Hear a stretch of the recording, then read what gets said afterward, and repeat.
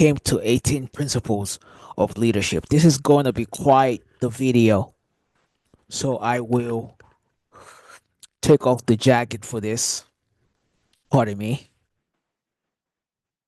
And we need to dive into this. If possible, watch this video at least once a day, not a week, a day. Principle number one, industrious curiosity. You need to be very curious of life, of industry, of why things are done this way and not that other way. Why is it more efficient to go this route and not that route? I'm going to give brief explanations of each point. I'm going to also create depth videos that go in depth into these leadership principles. Number two, leadership principle number two, exceeding customer expectations. This one's a huge one. Every business has customers. Not only do you meet their expectations, you exceed them. And it gets very philosophy. There's a lot of philosophy behind this, and companies claim to be very, customer centric, which I do not think there's a true customer centric company out there. And we can dive into that later. Obsessive teamwork. Number three, you have to be obsessed with working with teams of competent people just like you. Obsessed with teamwork. You cannot do it yourself. Getting rich is a team sport. You need people to brainstorm with, execute ideas with, delegate tasks to. You need a team. Number four, chaotic growth before comfortable profits. I repeat this, chaotic growth before comfortable profits. Most companies are in business to make profit. All companies are in business to make a profit. Profit is the lifeblood of a business. But if your profits become that of an administrative company and you stop avoiding chaotic growth, you are not serving anybody at that point. You start living within a circle of administration. And then your law of number one is broken. Industrious curiosity. These laws are tied to each other. And you have to be very careful. So we're going to dive into that down the line. But chaotic growth before comfortable profits. Number five, constructive criticism. Do not criticize your teams or your team members without being thoughtful and then additionally adding the criticism that's extremely constructive. You can criticize, but suggest, respectful. Do not hurt egos as you work.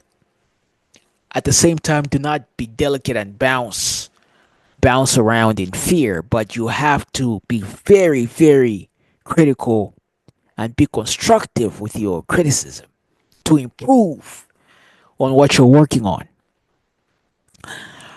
Number six, inventing for the customer, distributing for society. I'll repeat that. You invent for the customer and you distribute for the society. This ties into the administrative stuff. And we can dive into that down the line. Number seven, light speed execution. You have to be extremely fast with everything, decisions especially. We make mistakes, that's fine, but we go back and change them. But what we do not want is to be slow in anything we do. We need to be extremely fast. Light speed. Thinking big. That's pretty self explanatory. You have to dream big, to get very great results. You don't think small. Doing small things is actually harder than getting big things done. Number nine, quality and quantity at competitive low cost. So not only do we want quality, we want quantity at low costs in anything we do with no competition whatsoever. Our low cost should not be a competition. Our quality should be par, and then we should be getting quantity. That's an extremely tough one to do, but very attainable in every realm of industry. Number 10, self managing teamwork.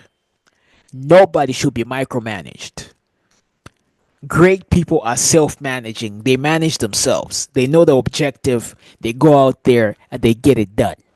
You don't need anybody, a supervisor or a manager, to micromanage you to make sure you're getting it done.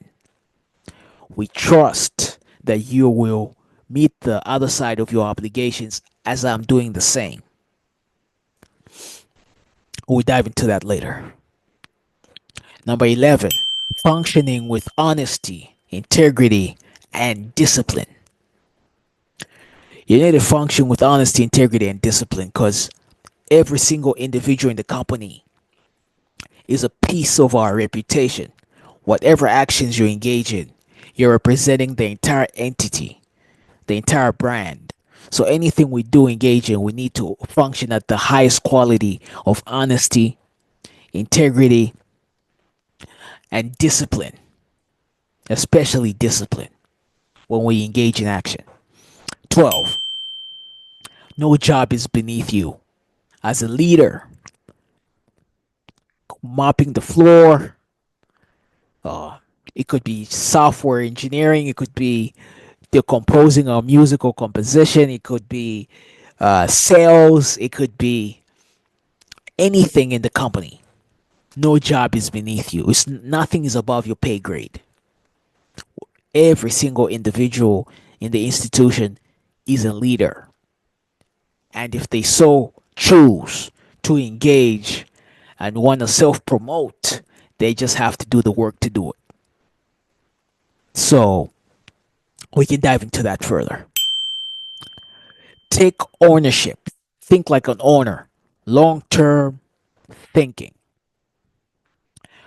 If let's say you're down to your last few $1,000s and you need to either pay your rent or you need to pay for the infrastructure and your employees at the company, what do? A leader is going to pay for the infrastructure and he's going to take care of his employees before he can take care of himself. That's long term thinking because the infrastructure and the employees will take care of you long term and you know where you're going. You have to sacrifice your personal life selflessly, religiously. Number 14, plan to the end. I like this one. I love this one. Most companies do not willingly withdraw from their endeavors. They either have to fail or they have to pivot to stay afloat or whatever they do. We believe at the Leadership Institute that everything comes to an end. There's great wisdom in that. We work extremely hard because we know where we're going and we know it ultimately comes to an end. And that end starts to look like an administrative company. Once we find the department of the institution is now just administrating stuff, we know the show is coming to an end and we need to distribute that. We can dive into that later. Number 15, avoid the path of least resistance.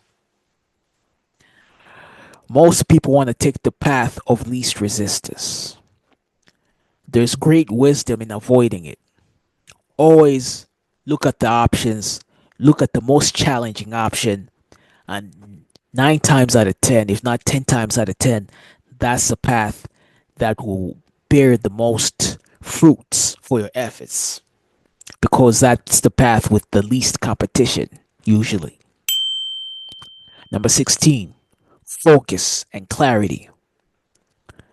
What's measured is usually accomplished. That's pretty self explanatory. Know where you're going, be clear to where you're going, focus to where you're going, measure that, and slowly attain it. Thinkers and readers. As leaders, you need to think. You need to find time to think. Success and execution is not just about doing things. It's about taking the time to sit down, thinking deeply towards where you want to go, reading about the specific problem you are trying to approach, and then being able to understand this at a deep level. Engineering is a great example. You understand the inner workings of infrastructure at the engineering level. But when you're trying to communicate this, communicate it on a surface level so clear for people to understand. That's your objective as a thinker and a reader. Understand it on a deep level, communicate it on a surface level.